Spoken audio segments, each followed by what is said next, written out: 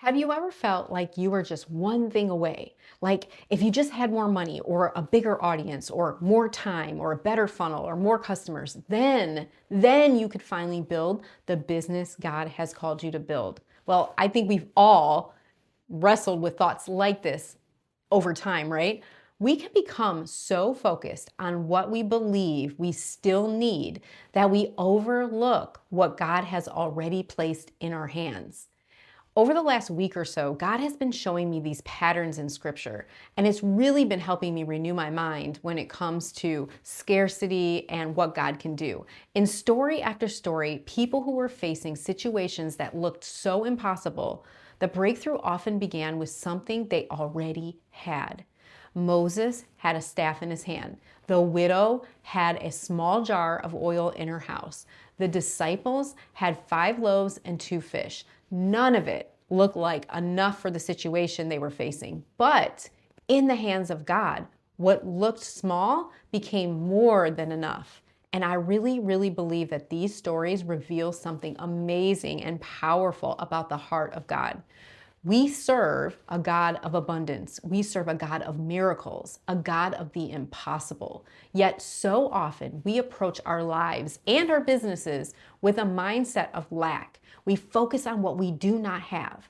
But scripture keeps showing us what God can do with what he has already entrusted to us. You see, your next breakthrough may not be with receiving something new. It may begin with recognizing, stewarding, and yielding to what is already in your hand.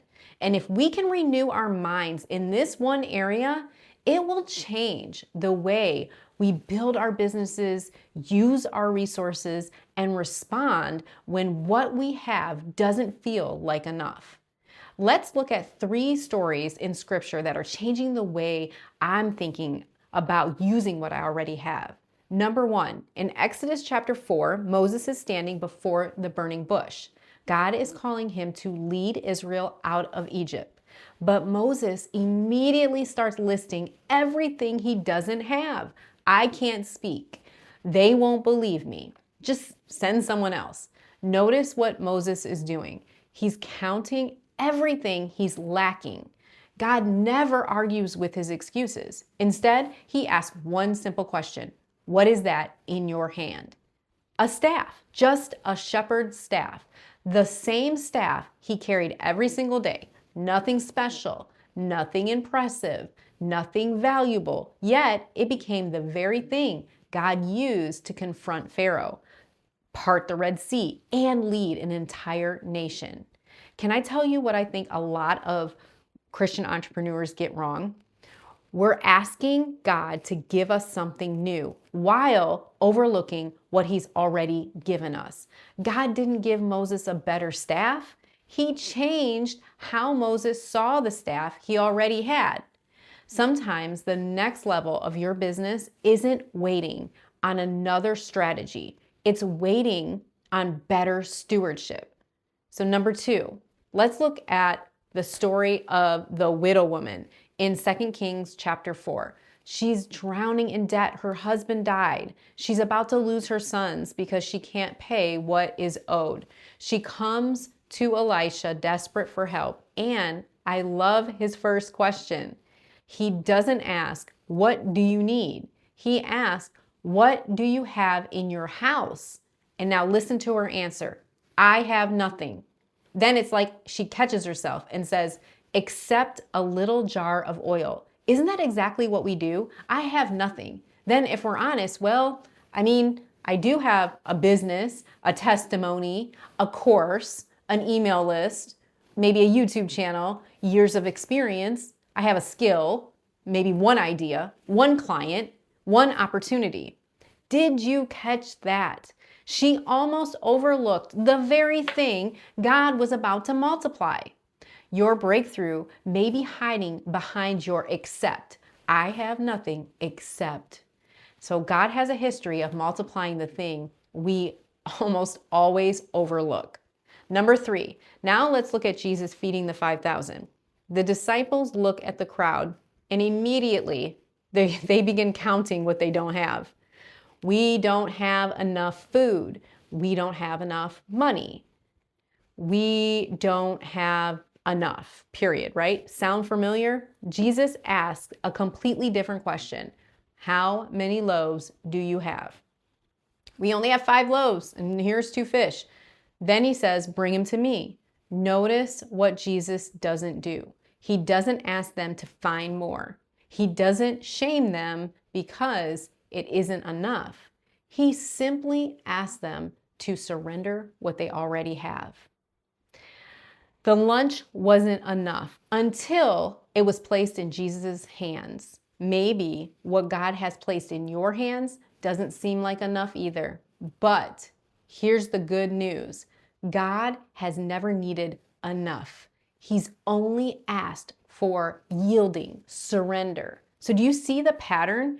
Moses counted his weaknesses. God pointed to the staff. The widow counted her debt. Elisha pointed to the oil. The disciples counted the crowd.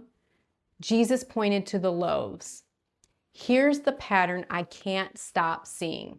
The enemy always gets us to count what we're missing, but God gets us to count what He's already given. Scarcity asks, what don't I have? Faith asks, what has God already given to me? Those 2 questions will take your business in completely different directions. So, what does this mean for your business? Maybe you've been praying about everything you still need, everything you want to see happen, and everything you believe would help your business grow. But perhaps the question isn't only, God, when will you give me more? Perhaps the question is, what have you already placed in my hand? Maybe you've been asking for more customers, while God is inviting you to serve and steward the customers you already have. Very well. Maybe you've been waiting for a new opportunity while overlooking the opportunity that is already sitting in front of you. Maybe you've already written enough content to become a book, and it's sitting right there. Or maybe you're already taught someone something enough times to turn it into a course. Or maybe you've already developed a process, a method, or a framework that could help someone experience a real transformation. Sometimes what we are praying for next is hidden inside what God has already given us. You may not need another idea, another resource, or another opportunity. You may simply need fresh eyes to recognize the value of what is already in your hand and the faith to begin stewarding it. Here's what I've realized. The miracle was never in the staff. The miracle was never in the oil. The miracle was never in the loaves. The miracle was always, always God. The resource was never the source. God was, and He still is. So maybe today, instead of asking, God, what am I missing? Ask Him, Father, help me see what you've already placed in my hand. Because throughout Scripture, I see one beautiful pattern.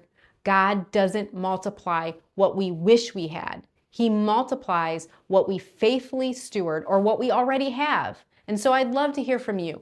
What do you believe God has already placed in your hand that you've been looking or overlooking or underestimating? Let me know in the comments below. And if this video has encouraged you, don't forget to like, subscribe, and share it with another Christian entrepreneur who needs this reminder today. I'll see you in the next video.